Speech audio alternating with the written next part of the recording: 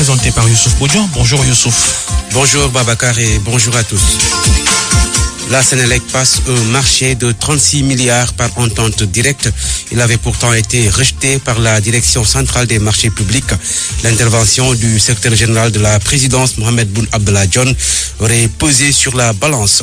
Pendant ce temps, son patron, le président Macky Sall, demande une distribution rapide des vivres aux populations démunies. Le chef de l'État veut davantage impliquer les forces de défense et de sécurité. La détresse des personnes handicapées de Kaffrine, certains d'entre eux ne mangent qu'un seul repas par jour. Ils veulent une aide d'urgence et puis confiner des quartiers, communes ou départements les plus touchés par le coronavirus. Proposition du professeur Daouda Ndiaye pour freiner les cas communautaires. La Direction nationale des marchés publics avait rejeté un marché d'approvisionnement de poteaux électriques en béton de 36 milliards de francs CFA. Mais au final, la Sénélec va le passer par entente directe. La Société nationale aurait bénéficié de l'influence de Mohamed Boun Abdallah Dionne. Les détails de cette affaire au parfum de scandale avec El Hadj Ndaté Diop.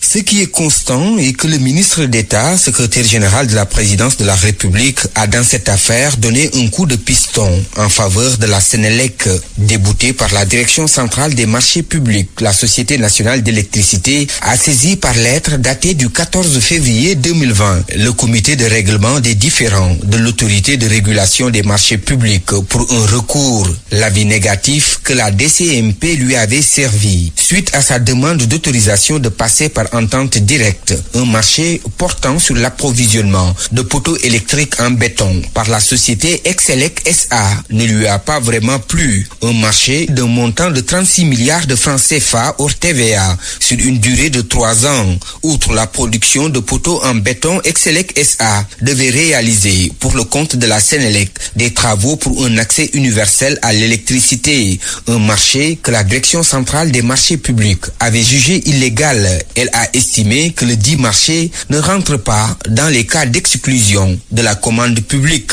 S'imposent alors des procédures d'appel d'offres ouverts, à moins que des justifications ne soient fournies pour une procédure dérogatoire. C'est alors cette dérogation que la Sénélec a pu obtenir à travers une lettre de certification pour motif d'intérêt général signée par le ministre d'État, secrétaire général de la présidence de la République. Face à cette situation, l'ARMP a déclaré recevable la saisine, estimant que le marché par entente directe avec Excelec SA devait se produire immédiatement. Le directeur général de la Sénélec saisi s'est refusé à tout commentaire, estimant qu'il ne fera jamais quelque chose qui ne soit en conformité avec les textes. En tout cas, Ndaté Diop, il est urgent de distribuer l'aide alimentaire aux familles démunies. C'est le chef de l'État qui le dit. Le président Macky Sall demande au ministre du Développement communautaire d'impliquer les forces de défense et de sécurité. Un règlement rapide des factures d'eau et d'électricité a aussi été demandé hier en Conseil des ministres. Abdou Diouf Junior a parcouru le communiqué. Macky Sall demande l'accélération de la mise en œuvre du PRES, le programme de résilience économique et sociale. Il exhorte les membres du gouvernement, chacun en ce qui le concerne, à mettre en application toutes les mesures présidentielles retenues dans le dit programme. Le comité de suivi du force Covid-19 va d'ailleurs intégrer toutes les forces vives de la nation. Le chef de l'État a également évoqué le caractère urgent de la distribution des vivres. Il a, à cet effet, demandé au ministre du Développement communautaire d'impliquer les forces de défense et de sécurité dans le déploiement de l'aide alimentaire. Dans cette même lancée, le président de la République ordonne le règlement rapide des factures d'électricité et d'eau des abonnés de la tranche sociale auprès des opérateurs Sénélec et Sen'Eau. Macky Sall a rappelé la nécessité d'intensifier la mise en œuvre du programme national d'autosuffisance en riz en attirant le secteur privé dans l'optique d'atteindre notre souveraineté alimentaire durable. Le chef de l'État a demandé aux ministres concernés de préparer un plan d'investissement d'urgence du secteur de la santé et de l'action sociale. Il a, en même temps, insisté sur la nécessité de préserver les emplois pendant cette période de pandémie. Macky Sall a lancé l'appel de Dakar pour une stratégie d'annulation de la dette des pays africains. Il propose qu'elle soit accompagnée d'un plan de rééchelonnement de la dette commerciale qui va permettre à l'Afrique d'avoir un nouveau départ dans ce contexte de nouvel ordre économique mondial. Abdou Diouf j'ignore une aide alimentaire dont ont fortement besoin les personnes handicapées de Kaffrine. Certains d'entre eux qui vivaient de la mendicité ne mangent désormais qu'une seule fois par jour. Nous apprend le président de leur association régionale, Samba Diao, c'est son nom, il est au micro de Omar Ndiaye. Nous avons remarqué la plupart des personnes handicapées souffrent actuellement parce que tous ceux qui mangent aujourd'hui, ils n'ont pas de possibilité de se déplacer, surtout ceux qui marchent avec des béquilles ou bien ceux qui marchent avec des fauteuils, ils n'ont plus possibilité de se déplacer parce que au niveau des Kaffrine, les motos Jakarta ne circulent plus avec deux personnes. Ce qui a fait que nous, en tant que responsables aussi, nous peinons même à vraiment faire des déplacements utiles parce que nous n'avons pas de moyens de transport. L'heure est grave, ce qui a fait que nous lançons un appel auprès des autorités pour qu'ils prennent en compte les besoins spécifiques des personnes handicapées. Il y a beaucoup de personnes handicapées aujourd'hui qui ne donnent plus presque le dépasse quotidien. Nous demandons aux autorités du pays de quand même s'accélérer l'aide et également de prendre en compte spécifiquement les personnes handicapées. La hausse des cas communautaires inquiète les professionnels de la santé. Si la situation persiste, il faudra corser les mesures et aller vers le confinement de certains quartiers ou communes. C'est la proposition du chef du département parasitologie de l'UCAD, le professeur Daouda Ndiaye, qui distribuait des vivres à des populations de la banlieue dakaroise. Ndongoka. Le professeur Daouda Ndiaye décortique la situation actuelle de la propagation du Covid-19. Selon lui, l'augmentation du nombre de cas issus de la transmission communautaire rend plus complexe la gestion de la pandémie. Ce qui nous pose un peu de problème, c'est par rapport aux cas communautaires. Les cas commencent à grimper dangereusement. On a réglé le problème des cas importés. Les cas contacts sont maîtrisés. Mais les cas communautaires demeurent la problématique pour venir à bout de cette pathologie. Parce que quand on parle de cas communautaires, on ne sait plus l'origine de la source de contamination. Le professeur se veut sans équivoque. Pour lui, cette nouvelle phase de contamination impose des mesures fortes. Tout ce qui a été proposé est en train de dérouler. Les cas communautaires augmentent. Donc si ça continue, mais je suis persuadé qu'on va vers des paliers supérieurs. Aujourd'hui, c'est la nuit. On arrivera dans des zones où les cas communautaires sont extrêmement importants. C'est sûr qu'on peut aller vers ce confinement de ces quartiers, vers ce confinement de ces départements. Ça, ce n'est pas à exclure. Donc confiner toute la population alors qu'il y a des zones non touchées ne suffit pas. Mais des zones où on a vu que les cas augmentent, oui, ce confinement s'impose. À Pikine, le professeur Daouda Ndiaye est venu remettre sa contribution au préfet du département pour soutenir les familles démunies en cette période de couvre-feu. On a jugé utile donc d'appuyer la population. Ce qui est clair, c'est que ça tourne autour de 200 et quelques familles qui ont été ciblées par rapport à ça. Chaque famille recevra du riz, de l'huile et du sucre. On ne peut pas être confiné chez soi sans pour autant avoir les moyens de rester à domicile. Le préfet de Pikine d'inviter aussi la population à ne pas paniquer et à pratiquer davantage les gestes barrières. Nongaka Pikine, Radio Futur Média. À Diamniadio Sud, les rassemblements autour des bornes fontaines pourraient être source de propagation du virus. Les habitants qui manquent d'eau courante font la queue en longueur de journée pour s'approvisionner. Le reportage de Abdou Diouf Diagne. L'eau est primordiale dans cette lutte contre la pandémie du coronavirus. Mais pour s'en procurer, à Diamniadio Sud Extension, certains habitants sont obligés de se rabattre sur des bornes fontaines publiques.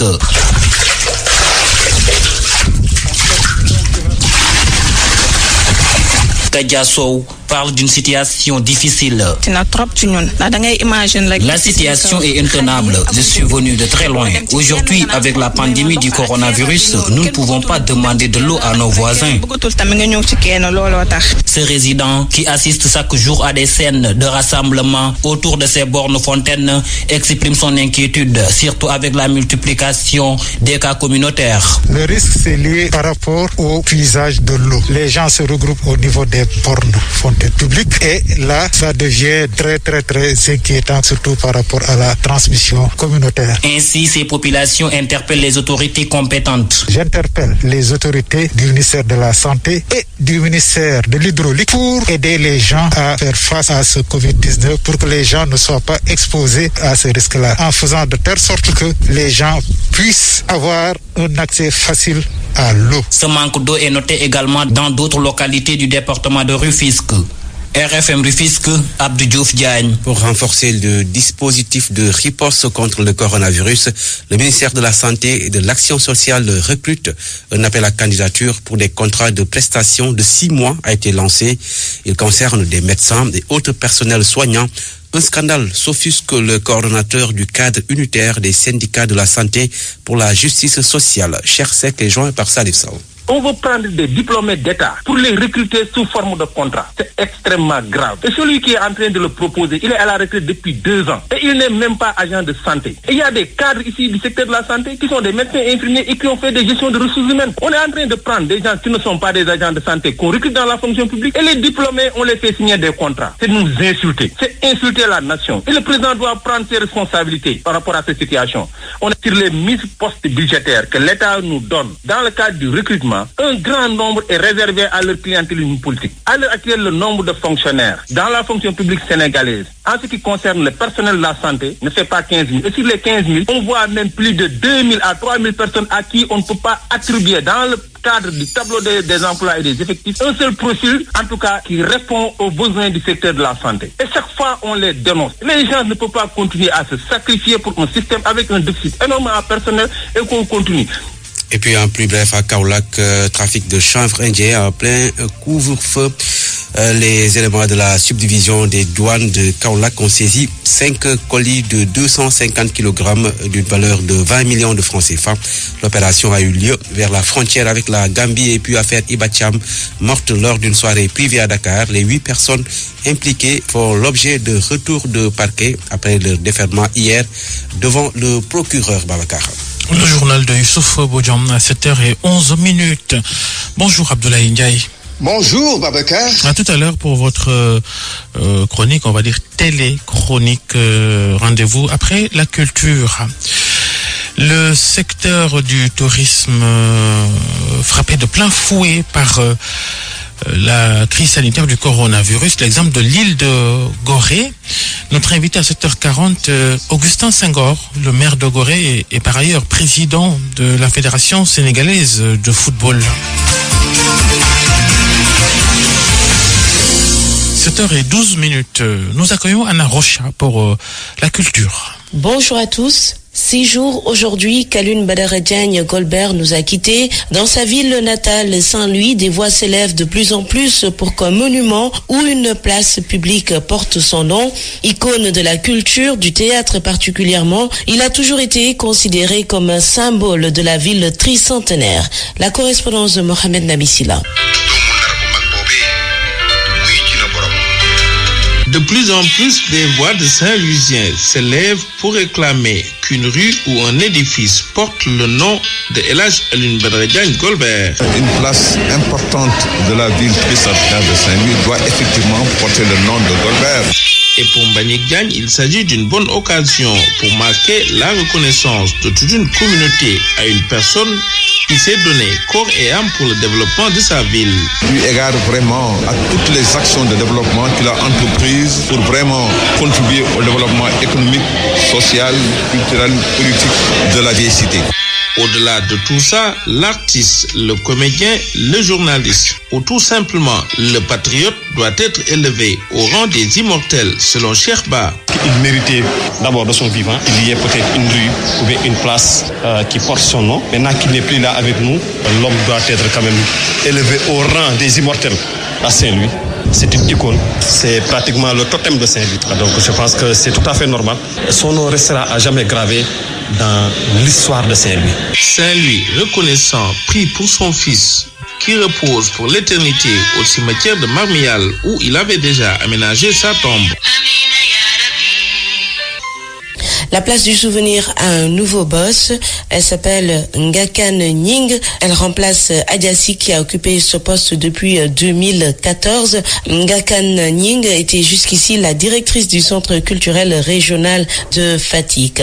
Les précisions sur place d'Aminata Goudjabi. Elle est conseillère aux affaires culturelles. Ngakan Nying est nommée directrice de la place du souvenir africain depuis le 17 mars dernier. Désormais, elle compte travailler à la matérialisation des véritables missions de la place du souvenir africain. Pour pour mériter, selon elle, la confiance de ses supérieurs, c'est-à-dire valoriser les grandes figures historiques, intellectuelles, culturelles et scientifiques africaines et de la diaspora. Originaire de Bof-Poupoui, un village non loin de Diakhoussine, Ngaka Ning était à la tête de la direction du Centre culturel régional de Fatick depuis octobre 2016. Auparavant, elle était directrice du Centre culturel régional de Kaolack, puis de Kaffrine. Pour beaucoup de jeunes acteurs culturels de la région de Fatick, Ngaka Ning était à la fois une conseillère et une formatrice. Travailleuse et surtout engagée, elle a contribué à la rénovation du Centre culturel régional de Fatick selon ses collaborateurs. Le studio d'enregistrement qu'abrite l'institution depuis quelques mois est un parfait exemple. Voilà, merci d'avoir suivi. À demain pour d'autres actualités culturelles dans RFM Matin. Merci Anna Rocha. Et dans la foulée, Adiassi quitte la direction de la place du Souvenir pour devenir présidente du conseil d'administration du Grand Théâtre de Doumbia et Rose de Dakar. A-t-on appris hier dans le communiqué de la réunion du Conseil des ministres. RFM Matin, 7h15. RFM Matin. RFM Matin. L'émission qui réveille le Sénégal. Et la chronique d'Abdoulaye Ndiaye maintenant. Le coronavirus continue d'agiter le monde. Il pourrait modifier et va probablement modifier les rapports entre les États. L'avènement en effet de nouvel ordre mondial qui met l'humain et l'humanité au cœur des relations internationales, ces propos du président Sall n'eût été un séisme sanitaire nommé coronavirus, aurait ressemblé à une antienne qui a ponctué les rapports d'inégalité entre pays nantis et pays pauvres tout au long de l'histoire de ces dernières décennies. Les premiers ont imposé leur domination dans l'économie et les échanges, affiché des certitudes, manifesté des arrogances avant de nourrir en eux le principe de supériorité et se définir enfin comme État avancé. Là où les seconds, ravalés au rang d'insignifiants dans cet échiquier, étaient de passifs acteurs réduits à subir justement cette forme de gouvernance mondiale. Sauf qu'aujourd'hui, un virus, objet de toutes les traques, permet de mesurer la fragilité de supposés systèmes politico-économiques, brandis jusqu'ici comme modèles, qui ont fini de tomber en désuétude devant cette épidémie. On peut affirmer que cet ébranlement subi par ces pays et leur système marque la fin de toutes les formes de suprématie. Et pour preuve, l'Amérique de Trump se bat contre cet ennemi commun, tarde à trouver la solution devant un nombre de victimes qui augmente de jour en jour et les effets d'une économie en berne. 10 millions de pertes d'emplois qui pourraient atteindre 50 millions si la crise perdure. De quoi rendre humble un président apôtre d'un ultralibéralisme d'État qui n'hésita pas à abroger les lois de protection sociale. L'espace européen souffre aussi de cette même fragilité. Ils sont 27 pays et faute d'une riposte commune, chacun s'est efforcé de bâtir sa stratégie propre de lutte, ne partageant, à la différence de l'Amérique, qu'un impératif retour de l'État social. Ils ont fait fi de la discipline budgétaire et autres recommandations d'instances supranationales. Cette gestion individuelle de crise fait douter d'une solidarité européenne. L'on s'interroge sur un après-Covid-19 pouvant précipiter ce continent dans une des pires crises économiques et sociales de son histoire qui pourrait se transformer en récession durable. Reste qu'au vu de ces faits et prévisions, nous autres Africains sommes interpellés. Avec des économies faibles, une place moindre dans les échanges internationaux et surtout une démographie galopante sur fond de pauvreté pour une partie importante de nos populations, il ne serait alors que temps, le coronavirus étant un marqueur de dépasser les litanies sur le besoin de se regrouper ou de continuer de ressasser des idéaux panafricanistes sans suite. L'heure est à l'action dans une solidarité de continent si nous voulons édifier et peser sur toute prochaine gouvernance mondiale.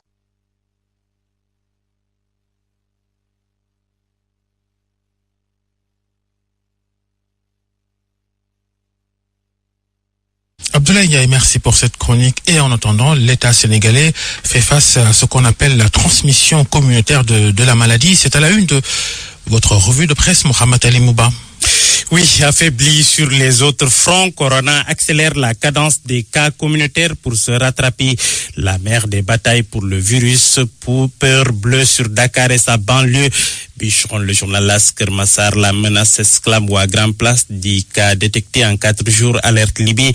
Dakar, Cerné, Kermassar, tous Rufisque tremblent, s'inquiète Vox Populi, lequel confrère rappelle que les cas communautaires passent de 15 à 20 en 24 heures. Le journal Les Échos soutient que le polygame de Louga a contaminé sa mère et envoyé près de 100 personnes en quarantaine, 94 précisément, et le pire est à craindre de ce côté-là, car estime le journal Source, notre commerçant a l'habitude d'être fréquenté par toute la ville, étant rappelé que le cas communautaire se distingue par le fait que son origine est inconnue.